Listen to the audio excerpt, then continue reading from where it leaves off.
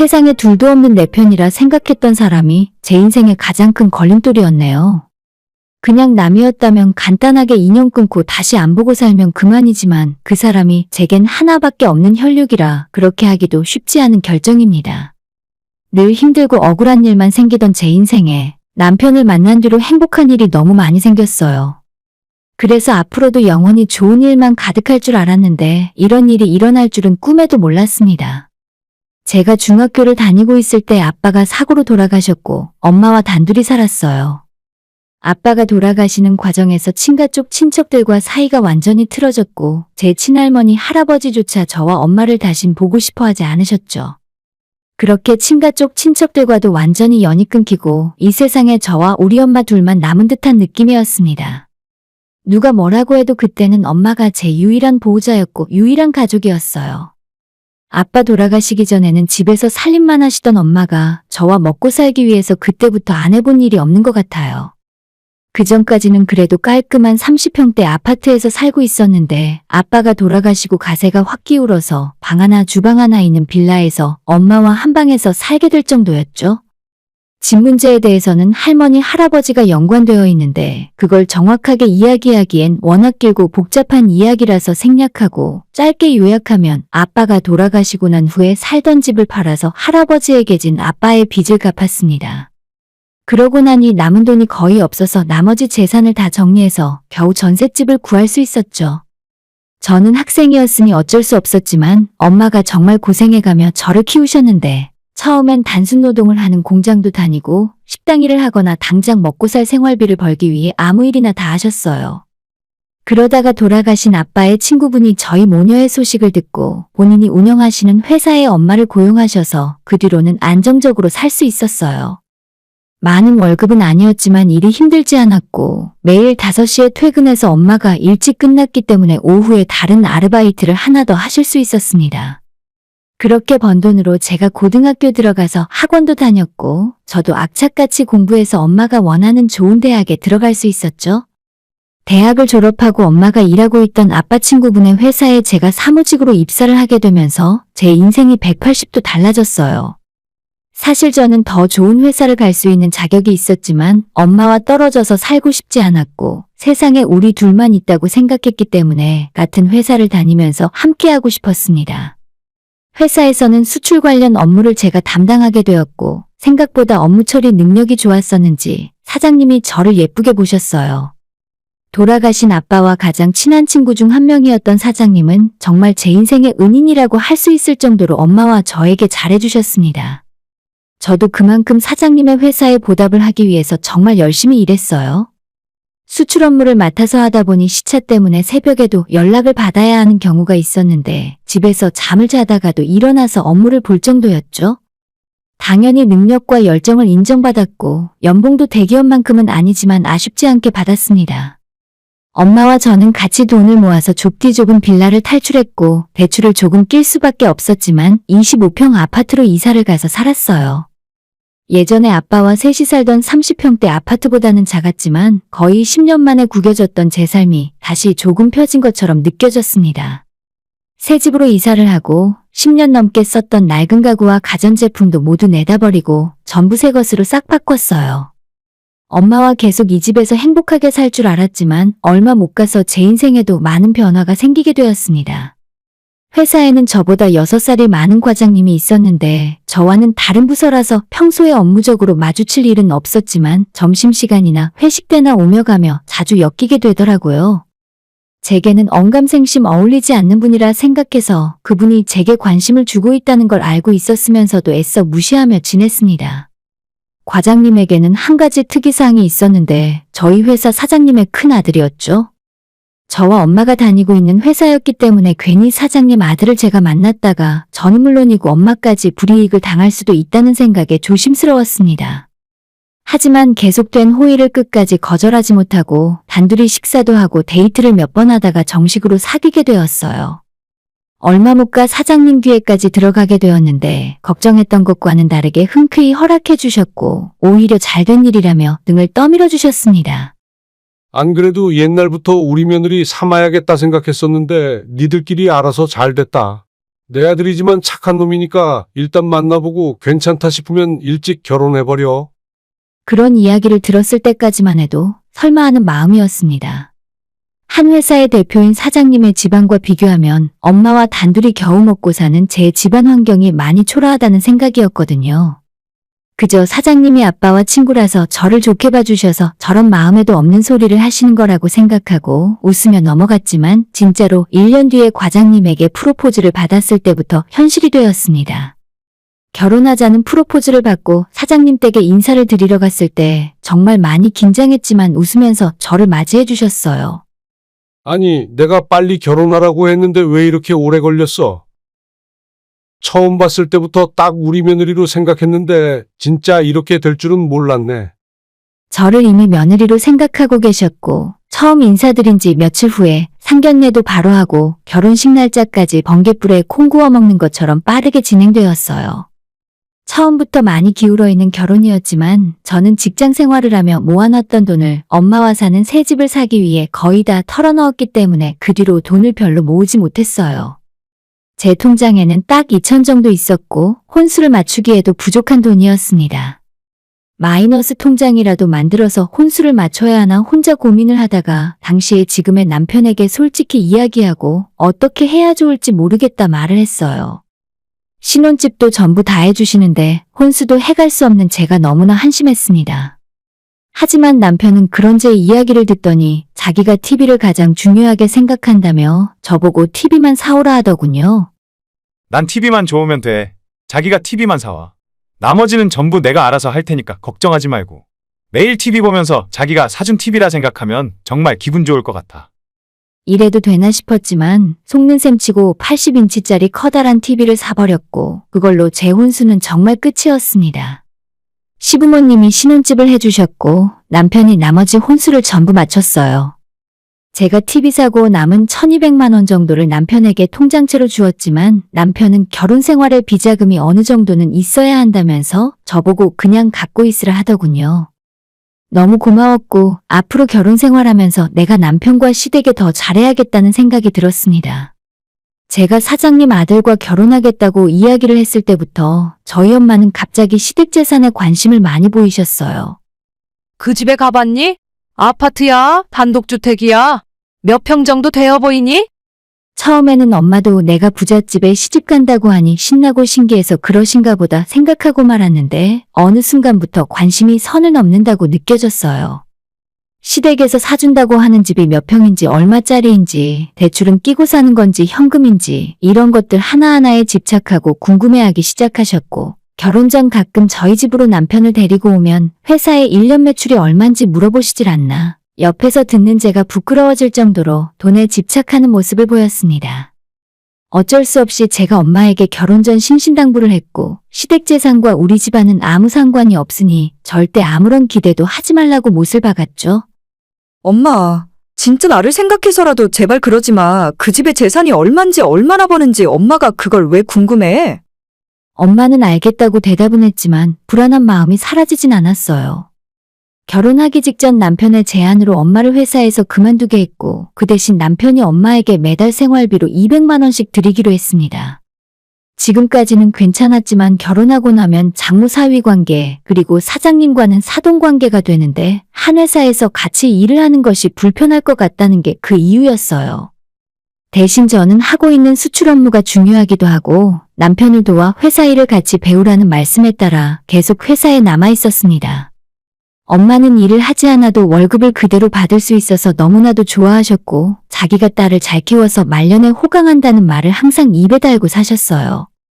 엄마가 좋아하는 모습을 보면서 저도 기분이 좋았지만 한편으로는 괜히 이러다가 무슨 일이 생기지나 않을까 하는 불안한 마음도 동시에 들었습니다. 결혼하고 나서 처음에는 엄마가 직장을 다니지 않아도 돈 걱정을 안 할 수 있어서 너무나 좋아하셨어요. 반년 정도는 아무런 문제도 일어나지 않았고 저와 남편은 행복하게 신혼생활을 즐기며 살았습니다. 월급을 받기 위해 다니던 회사가 내 남편의 회사라고 생각을 하니 보는 눈이 정말 많이 달라졌고 회사에서 밤늦게까지나마 일을 하더라도 전혀 힘든 줄 몰랐어요. 퇴근하고 집에 돌아오면 아직도 이게 정말 내 집인가 싶을 정도로 믿겨지질 않고, 무엇보다 제가 철이 들고 나서부터 항상 머릿속에 달고 살았던 먹고 사는 것에 대한 걱정이 사라지니 너무 마음이 편했습니다. 매일 하루하루 행복하게 아무런 걱정 없이 살고 있었는데, 얼마 전 사무실에서 일을 하고 있다가 남편이 저를 따로 호출했어요. 사무실에는 듣는 귀가 많아서 남편의 차 안에서 둘이 대화를 나눴는데, 그때 충격적인 말을 듣게 되었습니다. 여보, 내 말 오해하지 말고 들어. 장모님이 어제 우리 부모님 댁에 찾아오셨대. 프랜차이즈 카페를 하나 차리실 생각이라면서 3억만 빌려달라고 하셨다는데. 남편에게 말을 듣고 있었지만 저는 이게 무슨 상황인지 이해가 가질 않았습니다. 머릿속은 번개를 맞은 것처럼 정신이 하나도 없었어요. 우리 엄마가 일하지 않아도 매달 적지 않은 돈을 받고 있는데 대체 뭐가 아쉬워서 장사를 하겠다고 시댁에 돈을 빌리러 갔는지 모르겠습니다. 돈 빌려달라는 말에 시부모님은 굉장히 당황을 하셨고 결국 거절했지만 또다시 저희 엄마가 돈을 직접 빌려주지 않을 생각이면 보증이라도 서달라 하셨다네요. 시아버님이 저한테 직접 말을 해야 하나 말아야 하나 고민을 하다가 결국 남편을 통해 말씀을 전달하셨고 너무 창피해서 쥐구멍에라도 숨고 싶었습니다. 우리 엄마 아빠도 당신한테 뭐라고 할 생각은 없는 것 같은데. 앞으로 장모님이 이런 불편한 부탁을 안 하셨으면 좋겠다고 하시더라. 저는 남편에게 일단 알겠다 대답을 하고 혼자 밖에 나와 엄마에게 전화를 걸었습니다. 엄마가 전화를 받자마자 저도 모르게 미쳤냐는 소리가 튀어나왔어요. 엄마 진짜 왜 그래? 미쳤어? 나 이혼하고 인생 망하는 꼴 보고 싶어서 그래? 엄마는 아주 기가 막힌 사업 아이템이 있다며 시외곽에 커다란 주차장을 가진 카페 부지가 임대로 나왔다 하셨습니다. 거기에서 커피도 팔고 디저트도 팔면 손님들이 줄을 서서 몰려올 거라는데 지금 이게 무슨 소리인지 이해도 가지 않았습니다. 사업을 그렇게 하고 싶으면 엄마가 돈을 벌어서 하지 왜 시댁에 찾아가서 그런 소리를 했냐고 따졌더니 어차피 저희 시댁은 집안에 돈을 쌓아두고 사는데 3억 정도면 그들에겐 껌값이라 하더군요. 야, 원래 이 정도는 달라고 할 수 있는 거야. 그 사람들이 3억이 큰 돈이라고 생각하겠니? 그리고 내가 내 이름으로 빌릴 거라니까 보증만 서달라고 하는데 그게 그렇게 어려운 일이야? 엄마는 도저히 말이 통하지 않더군요. 일단 절대 앞으로 그러지 말라고 이야기해놓고 아버님에게도 퇴근 시간 전에 따로 조용히 찾아가서 저희 엄마 때문에 죄송하다, 다신 이런 일 없게 하겠다고 사과드렸습니다. 집에 와서 남편과 많은 이야기를 했지만 솔직히 뾰족한 방법이 떠오르진 않았습니다. 엄마를 집에 꽁꽁 묶어둘 수도 없는 일이고 일하지 않아도 매달 따박따박 생활비를 주니까 이상한 사람들과 어울려 다니며 허파의 바람이 들어간 것 같았어요. 남편은 이런 일이 다시 일어나지만 않게 해달라 말하고 더 이상 어떠한 잔소리도 제게 하지 않았지만 제가 눈치가 보여서 도저히 살 수가 없습니다.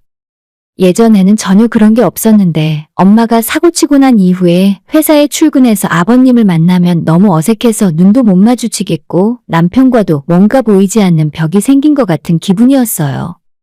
이대로 가다가 엄마가 또 한 번 사고를 치면 그땐 돌이킬 수 없게 될 것만 같아서 제가 먼저 나서기로 했습니다. 퇴근하고 저 혼자 친정으로 달려가서 엄마와 대화를 나눴어요. 서로 소리 지르고 싸우고 한 건 아니지만 저는 정말 심각했습니다. 엄마, 나 진짜 엄마한테 마지막으로 하는 말이야. 엄마 덕분에 지금까지 잘 컸고 결혼해서 행복하게 살 수 있었어. 근데 엄마가 한 번만 더 선 넘으면 그때부터는 내가 엄마랑 안 보고 살 수밖에 없어.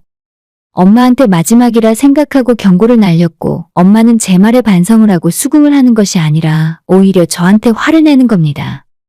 내가 너를 어떻게 키웠는데? 내 인생 포기하면서 너를 대학까지 다 졸업시켰잖아. 엄마 덕분에 부잣집에 시집 갔으면 내가 이런 말 하기 전에 너가 먼저 키워준 은혜를 갚아야 하는 거 아니냐? 그 말 듣자마자 엄마와 대화로 풀어나가는 건 포기했고 지금까지 남편이 보내주고 있던 생활비도 끊고 앞으로 나는 엄마 연락을 받지 않을 거라 했습니다. 나도 엄마 안 보고 살 거고 남편이랑 시댁 식구들한테도 엄마랑 인연 끊었다고 할 거야. 앞으로 엄마 알아서 살아. 카페를 차리건 빵집을 차리건 이제 엄마 마음대로 해. 그렇게 말을 하고 집으로 돌아왔고 남편에게 앞으로 엄마한테 전화가 오더라도 절대 받지 말라고 말을 해뒀습니다. 생활비도 당분간 내가 이야기할 때까지 보내지 말라고 했더니 그래도 장모님 생활이 달린 문제인데 어떻게 그러냐 하더군요. 엄마가 먹고 살기 위해 열심히 직장을 다닐 때는 이런 소리를 안 하더니 큰돈은 아니지만 먹고 사는 문제가 해결되니까 자꾸 이상한 생각을 하는 것 같아요. 남편에게는 내가 다 책임질 거고 우리 엄마 나쁜 버릇 고치려면 이 방법밖에 없는 것 같으니 협조를 해달라고 부탁했습니다. 그렇게 엄마 생활비를 끊은 지 지금 2달이 되었고 처음엔 엄마한테 전화가 와서 저를 천하에 둘도 없는 불효녀라고 욕을 하시더니 결국 지난주에 못 버티고 잘못했다 살려달라 싹싹 빌며 전화를 하셨어요. 마음 같아서는 엄마는 더 정신 차려야 한다고 나가서 일해서 돈 벌어서 먹고 살라 하고 싶은데 그래도 하나뿐인 제 엄마라 매정하게 끊어내진 못하겠네요. 남편에게 이야기해서 엄마도 많이 반성하고 있고 다신 그때와 같은 일은 없을 테니 이번 달부터 다시 생활비 보내드리자고 이야기했습니다. 남편은 그동안 신경이 많이 쓰였다면서 그날 바로 엄마에게 돈을 보내주었습니다.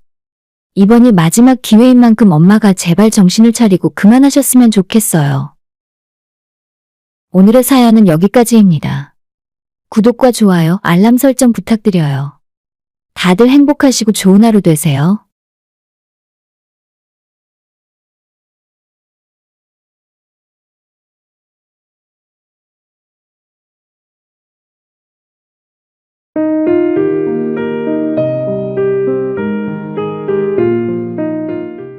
저는 작년 봄에 결혼해서 이제 1년 반 정도 결혼 생활을 한 30살 초보 세대기입니다. 3살 연상의 남편과 열심히 맞벌이를 하면서 내 집 마련의 꿈을 꾸는 중이에요. 저희는 직장 생활을 하던 중에 친구의 소개로 만났고 아직은 억대 연봉 근처에도 못 가는 평범한 사람들이지만 남한테 피해 안 주면서 조용히 잘 살고 있습니다. 남편과 저는 별다른 문제도 없고 사이도 원만하지만 오늘 제가 사연을 보내게 된 이유는 사고뭉치 저희 신우 때문이에요. 신우는 남편과 띠동갑으로 아직 20대 초반이라 온 집안 식구들의 관심과 사랑을 한몸에 받으며 자라다 보니 성격이 제멋대로입니다. 제멋대로라는 말도 정말 순화해서 표현한 소리고 그냥 개차반이라고 하는 것이 딱 어울릴 것 같아요. 남편은 우락부락한 외모와는 다르게 의외로 모범생 스타일이라 지금까지 사고 한 번 안 치고 살았는데 신우는 막둥이라서 시부모님이 너무 오냐오냐하고 키워서 그런지 문제야 그 자체였습니다. 중학교 다닐 때부터 시부모님이 학교에 불려다니셨고 결국 고등학교 때 도를 넘은 괴롭힘으로 강제 전학까지 하게 됐다고 해요. 결혼 전 시댁에 인사드리러 갔을 때 처음으로 신우를 보게 되었는데 솔직히 말해서 첫인상이 그리 좋지는 않았습니다. 당시에 고등학교 3학년이었는데 대학은 이미 포기해서 그런지 머리도 샛노랗게 염색을 하고 화장도 저보다 더 진하게 하는 것 같아서 솔직히 학생의 모습은 전혀 들지 않았어요. 그날도 제가 인사하러 온다고 해서 저를 기다린 건 아니었고 신우가 약속이 있어서 외출을 하던 중에 시댁 아파트 현관 엘리베이터 앞에서 마주쳤었거든요. 야, 너 어디가? 오늘 내 여자친구 인사하러 온다고 했잖아. 남자친구가 외출하고 있는 동생에게 이렇게 이야기를 했더니 저를 한번 위아래로 쓱 훑어보고는 자기랑 상관없는 일이라며 그냥 가버리더군요. 그것 하나만 봐도 신우가 집안에서 어떻게 자라왔는지 대충 예상을 할 수가 있었습니다. 다행히 그 뒤로 만난 시부모님은 괜찮은 사람들로 보였고 신우가 조금 이상하더라도 제 결혼 생활엔 아무 상관이 없다고 생각해서 대수롭지 않게 넘어갔었죠. 워낙 신우랑 나이 차이도 많이 나고 아직 너무 어리기 때문에 시간이 지나면 처리될 거라 생각했어요. 하지만 신우는 20살이 되어도 변함없이 사고를 치고 다녔습니다. 대학도 안 가고 일도 안 하고 하다못해 아르바이트를 하는 것도 아니라 그저 놀면서 먹고 마시고 아무런 생산적인 활동을 하지 않았습니다. 오히려 나이가 20살이 넘으면서 사고치고 다니는 스케일만 더 커졌습니다. 한 번은 시내 번화가에서 남편이랑 차를 타고 지나가는 중이었는데 멀리서 봐도 한눈에 신우를 알아볼 수 있었어요. 번화가에서 남녀 여러 명이 술에 취해 시끄럽게 떠들면서 걸어가고 있었는데 뒤에서 헤어스타일만 봐도 딱 우리 신우였죠. 남편이 바로 차를 근처에 세우고 달려가서 신우를 붙들어 왔고 차에 억지로 탄 신우는 뒷자리에서 제 남편에게 화를 내고 욕하고 소리를 질렀지만 못 들은 척 시댁에 데려다 주었습니다. 하지만 그날만 저희 눈에 띄어서 그런 거고 신우도 나이를 먹을 만큼 먹었는데 밖에서 술을 먹든 남자랑 어울려서 놀고 다니던 그걸 본질적으로 막을 방법은 없었죠. 남편과 시아버지가 많이 혼내기도 했었지만 그것도 딱 그때뿐이었고 결국에는 신우가 우는 소리를 하며 용돈 달라고 연락을 하면 바로 보내주는 모습을 정말 많이 봤어요. 아니, 당신도 그러면 안 되는 거 아니야? 자꾸 용돈을 주고 필요하다면 다 사주니까 아가씨가 아직 천방지축이지. 돈 필요하면 나가서 아르바이트라도 하라고 해. 한 번은 제가 답답한 마음에 참견을 한 적도 있었는데 남편 생각은 걔가 밖에 나가서 멀쩡한 일을 할 수도 없을 거고 괜히 이상한 곳에 가서 사고를 치고 다니는 것보다 조금씩 용돈을 주면서 관리하는 것이 낫답니다. 제 동생이나 저희 집안 일이라면 절대 그냥 넘어가지 않았을 테지만 어디까지나 시댁 문제였으니 제가 끝까지 참견하긴 어렵더라고요. 그러던 지난 연말 시댁에서 충격적인 소식을 전해 들었습니다. 신우한테 아이가 생겼고 무조건 상대방 남자와 결혼하고 아이는 낳아서 키우겠다 하더라고요. 신우는 여전히 무직이었고 아무리 봐도 아이를 낳아서 키울 수 있는 상황이 아니었어요. 시부모님은 인생에서 크게 후회할 짓을 하지 말라며 뜯어말렸지만 그럼 당장 뱃속에 생긴 생명을 어떻게 하냐는 신우의 말에 아무 말도 할 수 없었죠. 솔직히 말해서 제 입장에서도 신우와 시부모님에게 뭐라 해줄 말이 없었습니다. 기왕 이렇게 됐으니 결혼하고 아이도 낳아서 한번 잘 살아보라고 덕담을 해줄 수도 없었고 그렇다고 다른 선택을 권유할 수도 없는 상황이었죠. 남편도 이 문제로 골머리를 썩었지만 역시나 당사자가 아닌 이상 뭐라고 할 말이 없었습니다. 시부모님은 일단 결혼하고 싶다는 아이 아빠를 집으로 불러 얼굴을 보자 하셨고 며칠 뒤에 저와 남편까지 다 모여서 신우의 남자친구를 처음 보는 자리를 마련했고 그 자리에서 또다시 저는 난생 처음 보는 광경을 마주하게 되었어요. 애미야, 너 살림을 어떻게 하는 거니? 네? 갑자기 무슨 말씀이세요? 인터넷 정수기 약정 끝난 지가 언젠데 여태 77만 원 손해보고 살았다. 77만 원이라뇨? 자세히 말씀해 주세요, 어머님. 인터넷 가입 가전 렌탈 대리점 아정당에 전화 한 통이면 인터넷 TV 최대 47만 원, 정수기는 최대 30만 원, 전부 다 하면 최대 77만 원까지 설치 당일에 받을 수 있어. 쓰던 요금 그대로 새 제품에 지원금까지 받을 수 있는데 안 할 이유가 없지. 에이, 어머님, 요즘 그런 거 믿으면 안 돼요. 아정당은 매달 10,000명 이상 신규 가입하는 국내 가입자 수 독보적 1위 대리점이야. 지금까지 누적된 후기가 2만 개도 넘는다 얘. 알뜰폰도 전화 한 통에 쓰던 번호 그대로 개통할 수 있다니까. 어머, 지금 당장 전화해서 상담 받아야겠어요. 365일 밤 10시까지 언제든 편하게 상담 가능한 아정당. 이 영상 보시고 17만 아정당 유튜브 채널 구독만 해도 100만 원 상당의 최신형 휴대폰 증정 이벤트 참여할 수 있으니 꼭 구독하시고 경품도 노려보세요. 신우 머리도 노란색이지만 남자친구의 머리도 비슷한 색깔이었어요. 여자친구 집에 인사드리러 오는 거라고 해서 나름대로 정장을 챙겨 입고 왔지만 옷이 다 덮지 못하는 손목과 목덜미에 언뜻 보이는 문신은 다 가릴 수가 없더라고요. 신우보다 6살이 많은 그 남자는 예전에는 주류 납품 회사를 다니다가 코로나 때 회사에서 실직하고 그 이후 배달 일을 하고 있다 말했습니다. 직업에 귀천은 없고 무슨 일을 하던지 집에서 놀고 먹는 저희 신우보다야 나은 사람이라고 생각하지만 문신과 머리 색깔을 보면 솔직히 뒷골이 살짝 땡겨왔습니다. 첫인상에 선입견을 가지면 안 되는 일이지만 신우의 결혼 생활이 너무 뻔히 보이는 기분이었습니다. 저도 그렇고 남편도 그 당시에 똑같은 생각을 하고 있었다 하더라고요. 하지만 결혼을 하겠다고 말하는 신우와 뱃속의 아이까지 책임지겠다는 상대방 남자의 말에 시댁 집안 식구들 그 누구도 아무런 말을 하지 못했습니다. 결혼을 시키자니 이제 20살 신우의 미래가 너무 불안정하고 그렇다고 당장 헤어지고 모든 걸 정리하라고 말할 수도 없는 상황이었죠. 제가 반드시 유나를 행복하게 해주겠습니다. 지금 하는 일 때문에 아버님, 어머님, 형님께서 불안해하실 수도 있지만 제가 보기엔 이래도 착실하게 일하면서 사는 사람이고 한 달에 500만 원 넘게 벌고 있습니다. 결국 양가 부모들의 허락 아래 결혼식 준비를 시작하게 되었죠. 신혼집은 남자 쪽에서 준비하기로 했고 저희 시댁에서는 혼수를 맞추기로 했는데 여기서 또 하나 골 때리는 사건이 있는데 양가 상견례하고 며칠 지나지 않았을 때 신우가 한마디 상의도 없이 덜컥 혼인신고를 먼저 하고 왔습니다. 당연히 저희 시어머니 시아버지는 정신 나갔냐고 펄펄 뛰었지만 신우는 오히려 당당했어요. 뭐 어때?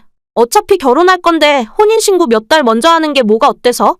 이래야 진짜 부부가 된 거 같지. 그렇게 결혼하고 잘 살아보겠다고 호언장담을 하던 두 사람은 결국 신우의 배가 남산처럼 부풀어 올라 있었던 지난 8월 갑자기 헤어졌습니다. 임신 막달이라 얼마 안 있으면 애를 낳아야 하는데 신우는 그냥 헤어졌고 그런 놈이랑 결혼도 절대 할 생각 없다고 말했습니다. 당연히 시부모님의 억장이 무너지면서 뱃속에 있는 아이는 어떻게 할 생각이냐고 다들 물었는데 당당하게 자기가 잘 키울 거래요. 너가 애를 어떻게 키워? 너도 아직 돈 벌어본 적도 없으면서. 남편이 신우에게 화를 냈지만 지금처럼 시부모님 집에 살면서 키우면 된다며 쓸데없는 걱정하지 말래요. 온 식구들의 걱정 속에 8월 말 드디어 아이가 태어났고 신우는 엄마가 되었습니다. 신우가 아이 아빠와 결혼식도 하기 전에 혼인신고를 해놨기 때문에 양육비를 달라고 이야기를 해봤지만 그쪽 식구들 한다는 소리가 고소를 하던지 와서 뺏어가던지 능력이 있으면 받아보라며 뻔뻔하게 나왔습니다. 뒤늦게 알고 보니 핸드폰 요금 연체부터 카드값도 밀려있고 거의 신용불량자 직전의 상태였고 당연히 모아둔 재산이고 뭐고 아무것도 없는 인간이었어요. 자기가 목숨 걸고 오토바이 타는데 돈 벌어서 저희 신우에게 양육비 줄 바에야 차라리 집에서 놀고 만다는 소리까지 하는 놈이었습니다. 두 사람이 싸우고 헤어져서 결혼은 하지 않게 되었지만 상식적으로 생각해서 아이의 아빠잖아요. 전혀 책임감 같은 건 찾아볼 수도 없었고 도저히 대화가 통하지 않았어요. 신우도 자기가 일하고 벌어서 키우면 된다는데 지금까지 한 번도 일을 안 해봤으면서 갑자기 뭘 할 수 있다는 건지 모르겠더라고요. 아이를 낳는 것, 입히고 먹이는 것, 그리고 신우의 산후조리원 비용까지 전부 시부모님이 부담을 하셨고 집안 형편이 그리 넉넉하지 않은 상태에서 갑자기 목돈이 쑥쑥 빠져나가니 너무 힘들어 하셨습니다. 시어머니는 손주가 태어났을 때부터 갑자기 일을 늘리셨어요. 원래는 일주일에 이틀 정도만 일을 나가셨는데 그때부터는 주 5일 이상, 어떨 때는 일주일 내내 주말까지 나가서 일을 하실 때도 있었어요. 아무래도 기본 생활비도 훨씬 많이 들고 신우는 아이 낳은 뒤로 역시나 집에 누워만 있기 때문에 돈이 많이 부족하셨을 겁니다. 그런데도 신우는 아무런 위기감도 없이 매일 집에서 인터넷으로 아기 옷이나 신발 같은 물건들만 계속 사들이고 있었습니다. 시댁에 택배 박스가 엄청 쌓이기 시작하고 힘들어하는 부모님을 보다 못한 남편이 제발 적당히 하라며 말렸지만 신우는 들은 척 만척하고 말았습니다. 산후조리원을 나와서 처음에는 몸이 아프다며 집에서 하루 종일 누워만 있더니 이젠 조금 상태가 좋아졌는지 다시 밖으로 나돌기 시작했어요. 개벌은 남 못 준다고 출산하고 한 달도 안 되어 친구들을 만나 술을 마시고 놀러 다녔습니다. 나이가 젊어서 그런지 회복도 엄청 빠른 것 같았어요. 문제는 하루 종일 일하고 돌아온 시어머니가 퇴근하고 집에 돌아오자마자 아이를 맡겨두고 뛰쳐나간다는 겁니다. 그렇게 나가서 새벽까지 술을 먹고 놀다가 들어오니 자연스럽게 아이를 돌보는 건 시어머니의 몫이었죠. 아직 애가 너무 어려서 2-3시간마다 분유를 타먹여야 하고 혼자서 잠을 한 번 자도 몇 시간 못 자고 금방금방 깬다 하더라고요.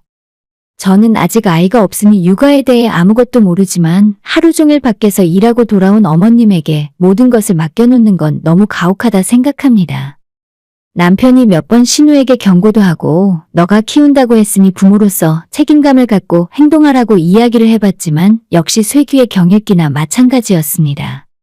그렇게 아이 낳고 나서도 정신 못 차리고 시부모님에게 용돈 타서 술 먹고 놀러 다니다가 얼마 전에 시어머니와 신우가 크게 싸웠나 봐요. 내가 아주 걔만 생각하면 머리가 지끈지끈 아파. 자식 잘못 키운 죄가 크다지만 이건 애도 너무하잖아. 어머님이 저한테 전화해서 하소연을 하실 정도고 신우는 신우대로 화가 잔뜩 나서 다시는 엄마한테 애 안 맡길 거라 하더군요. 그때부터 이상하게 신우는 저한테 친한 척을 하고 쓸데없이 연락을 자주 하기 시작했어요. 지금까지 속에 있는 말 한마디 제대로 해본 적 없을 정도로 불편한 사이였는데 자기가 언제부터 나를 그렇게 좋아했다고 새언니 하면서 아양을 떨어댔습니다. 무슨 꿍꿍이로 저럴까 싶었는데 제가 쉬고 있던 토요일에 신우가 갑자기 애를 봐달라며 연락을 해왔습니다. 새언니, 나 이따가 잠깐 외출 좀 해야 하는데 우리 승준이 딱 3시간만 봐줄 수 있어요? 저는 한 번도 애를 본 적도 없고 어떻게 돌보는지 전혀 몰라서 곤란하다 거절했는데 시어머니는 일하러 나갔고 제가 안 봐주면 도저히 맡기고 나갈 사람이 없답니다. 언니, 진짜 걱정할 거 하나도 없어요. 분유 내가 다 준비해서 가져갈 테니까 때 되면 먹여주기만 해요. 승준이가 착해서 울지도 않고 침대에 눕혀놓으면 바로 잠들거든요. 어차피 언니 애 낳으면 겪어야 할 일인데 예행 연습한다고 생각해요. 몇 번 거절하다가 솔직히 아기에 대한 호기심도 있고 딱 3시간 정도라면 어떻게든 되겠지라는 생각에 한번 봐주기로 했습니다. 친구가 애를 낳으면 돌잔치에 가서 구경을 한 적은 있지만 실제로 제가 분유를 먹이거나 애를 돌본 적은 한 번도 없거든요. 잠시 후에 신우가 아이와 함께 커다란 가방을 들고 왔고 분유와 기저귀, 만에 하나를 대비해 갈아입을 옷과 물티슈를 여러 개 가져왔더라고요. 진짜 별거 없거든요. 제가 분유 먹이는 시간 카톡으로 보내놨으니까 그것만 지켜주시고 등을 잘 두드려주시면 돼요. 오늘 아침에 일어나서 지금까지 안 자고 있었으니까 침대에 눕혀놓으면 금방 잘 거예요. 무슨 일 있으면 저한테 전화하세요. 신우는 약속 시간이 늦었는지 급하게 여러 가지를 설명하고 황급히 가버렸습니다. 갑자기 떨어진 날벼락이었지만 저희도 내년쯤 아이 계획을 생각하고 있었기 때문에 미리 육아 연습을 해본다는 생각이었죠. 정말 다행인 건 신우의 말대로 착한 아이였고 저희 집에 있는 동안 울지도 않고 잠도 잘 자고 빵긋빵긋 웃는 모습이 너무 예뻤어요. 3시간 만에 온다던 신우가 5시간 정도 지나서 오긴 했지만 하나도 힘들지 않고 아이가 너무 예쁘고 귀여웠죠. 혹시라도 나중에 또 신우가 아기를 봐달라고 하면 부탁을 못 들어줄 것도 없었습니다. 그런데 신우가 아기를 다시 찾아가고 몇 시간이 지나서 갑자기 저한테 전화가 오더라고요. 새언니 혹시 우리 애 꼬집었어요? 다리에 빨갛게 꼬집힌 자국 같은 게 있는데. 너무 황당한 소리에 순간 할 말을 잃었고 오늘 아무 문제도 없이 아이와 정말 좋은 시간을 보냈는데 그런 일은 결코 없다고 대답했어요. 잠시 후 신우가 사진을 보냈는데 뽀얀 아이 종아리에 빨갛게 살짝 부어오른 것이 보이긴 했습니다. 하지만 저는 결코 아이에게 나쁜 짓은 하지 않았고 이건 맹세할 수 있어요. 하지만 신우는 제 말을 믿지 않는 눈치였고 한참 전화통화 끝에 일단 알겠다며 제 말을 믿겠다 하더군요. 제가 본 게 없으니 언니 말을 믿을 수밖에 없죠. 근데 저는 믿고 맡겼는데 아이한테 이런 일이 생기니 조금 속상하네요. 다음엔 언니 집에 CCTV라도 설치해야 할까 봐요. 다른 말은 다 그냥 참고 넘어갔는데 CCTV란 소리를 듣고 완전 뚜껑이 열렸습니다.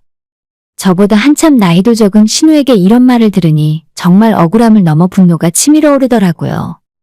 CCTV요? 우리 집에 CCTV를 달겠다고요? 그냥 앞으로 저한테 맡길 생각 하지 마세요. 저한테 애 맡기지 않으면 괜히 의심받을 일도 없잖아요. 제가 화가 잔뜩 나서 빠르게 쏘아붙였더니 신우는 아니면 아닌 거지 왜 그렇게 발끈하냐며 화내는 모습이 더 이상해 보인다고 끝까지 저를 긁었어요. 신우와 전화로 실랑이를 하고 있었는데 옆에서 듣고 있던 남편이 제 전화기를 뺏어들고 너 다시는 우리 집에 애 맡긴다고 데려오지 말라고 소리를 버럭 질렀습니다. 야, 너 진짜 해도 정도껏 해. 우는 소리 하길래 한 번 봐줬더니 뭐가 어쩌고 어째?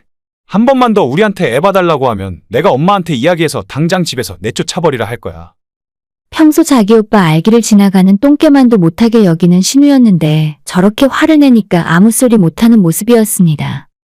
남편은 그동안 저 몰래 본인 용돈에서 20만 원, 30만 원씩 신우에게 보내주고 있었다고 하면서 앞으로는 절대 그런 짓 하지 않겠다네요. 그리고 시어머니한테도 바로 전화 걸어서 앞으로 손주 봐주느라 고생하지 말고 동생 때문에 속 썩지 말고 차라리 집에서 내쫓아버리라 했어요. 물론 어머님이 그럴 뿐이 아니라는 건 알지만 남편이 신우에게 얼마나 크게 화가 났는지는 알 수 있었습니다. 한번 크게 질러놨더니 그 뒤로 신우에게서 어떠한 연락도 오질 않았어요. 제 눈에도 신우가 워낙 아직 애처럼 보이고 애가 애를 키우는 것처럼 보였기 때문에 저도 도와주고 싶은 마음이 컸습니다. 하지만 이런 식으로 선을 넘으면 해주려고 하다가도 맘이 싹 식어버려요. 다신 그 어떤 것도 도와주고 싶지 않고 그날 예쁘게 저와 몇 시간을 함께했던 아기한테도 정이 가질 않네요. CCTV 이야기까지 들어가면서 신우의 아이를 봐주는 일은 절대 없을 것 같습니다. 오늘의 사연은 여기까지입니다. 구독과 좋아요, 알람 설정 부탁드려요. 다들 행복하시고 좋은 하루 되세요.